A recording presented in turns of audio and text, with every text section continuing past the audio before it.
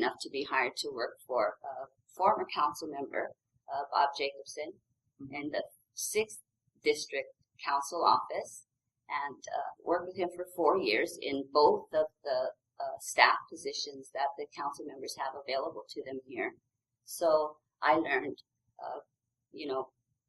all areas of the council office, the legislation, working with the constituents, and so I like to think that I was prepared for that. And so here I am.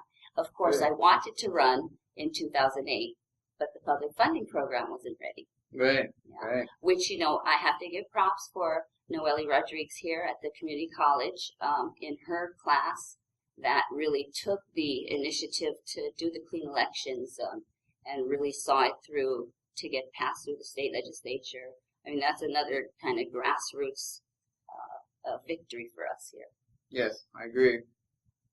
And the last kind of personal question, a little bit random, but I'd like to know this. Are you reading any books right now, and what book is that? I am not reading any books right now.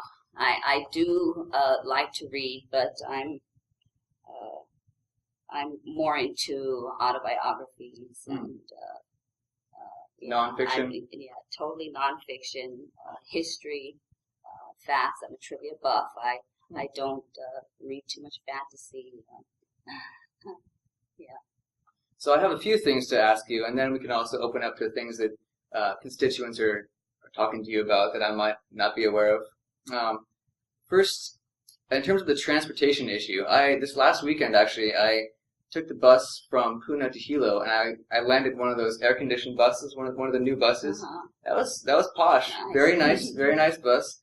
I don't think that I'm aware of what's happening with the future of the transportation. Are there going to be more buses running more regularly? Is this something that you're hearing from constituents as well? Well, they'd certainly like to see that, absolutely. Our hope is that there'll be the paratransit that'll reach down into the subdivisions and bring people up to the main line. I think that the reality of the full-size buses being able to go into all of the subdivisions that we have in especially in Lower Puna is not going to happen anytime soon. Mm-hmm. The buses are big. They're full-size buses. The roads have to be built to certain standards to accommodate those buses. Then, of course, there's the issue if the subdivision residents want the buses, in their neighborhoods, possibly passing right by their homes. So those are issues for sure. But in general, we're hoping at least to get the smaller buses to serve the paratransit down into the lower reaches, bring the people up to the main routes. Absolutely having more buses or more bus pickups, I should say, more bus service. Absolutely. I do not support and will not support charging for the bus system. And I know that there were a few classrooms that were taking place in Puna, almost like they started a couple English classes. This was a little while ago. Is this a priority for you to try to expand some classroom systems in the Puna area? Well, that's very interesting. And of course, with the budget constraints the way they are, both at the state and county level, and which this is a state issue, it would be under the auspices of the university. I assume you're talking about the community college classes. Right. I absolutely support higher education. I mean, I'm a product of that myself, so I absolutely support that. But in this day and age, I think that we could be doing more outreach in the form of teleconferencing, video conferencing.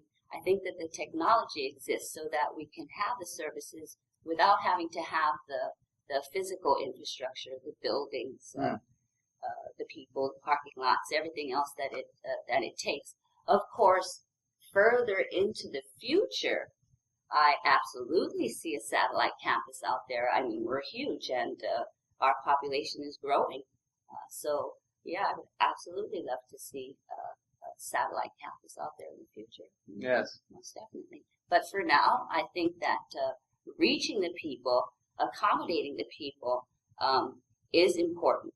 But I think that the technology exists that we can do that with the minimal of having to build up the infrastructure for it. Mm-hmm.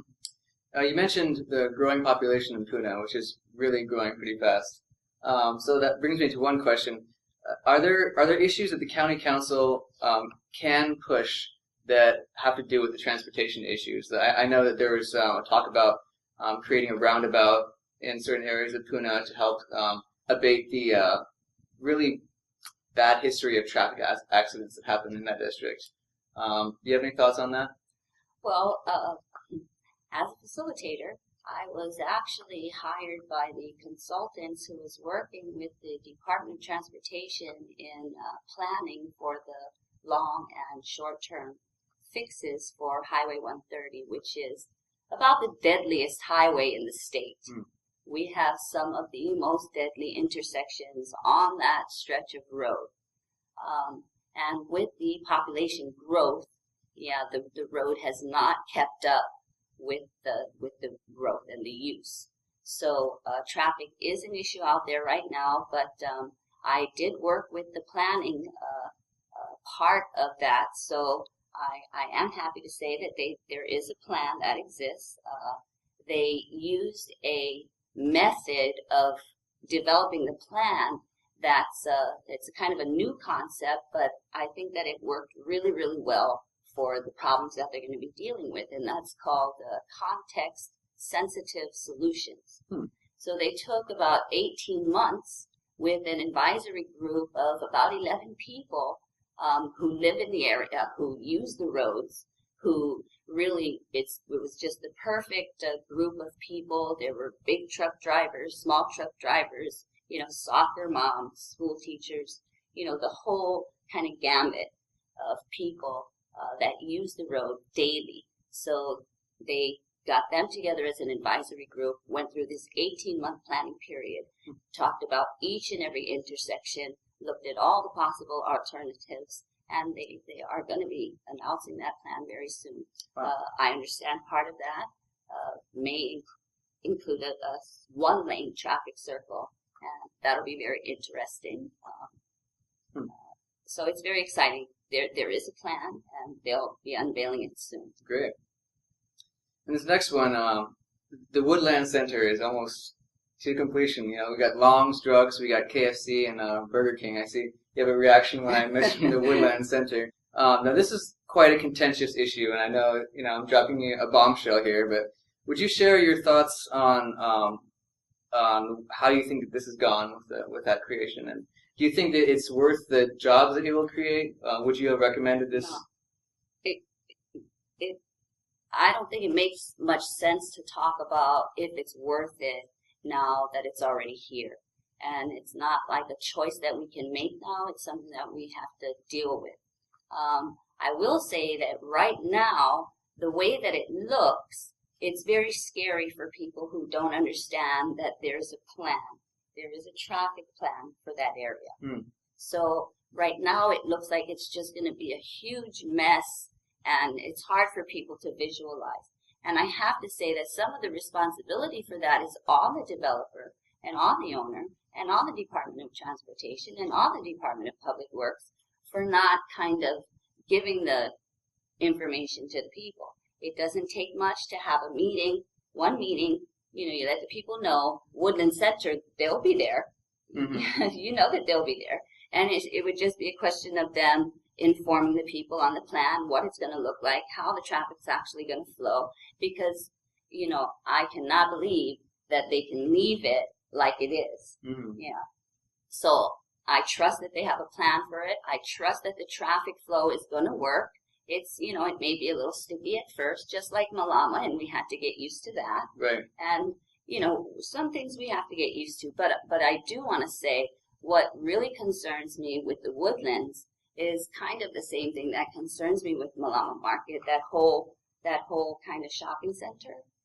And that is that there's no indication to people, to tourists, to outsiders, that there is a Pahoa village that exists just a little bit down the road. Right. And so it seems to me like that's what we need to be watching out for, is protecting the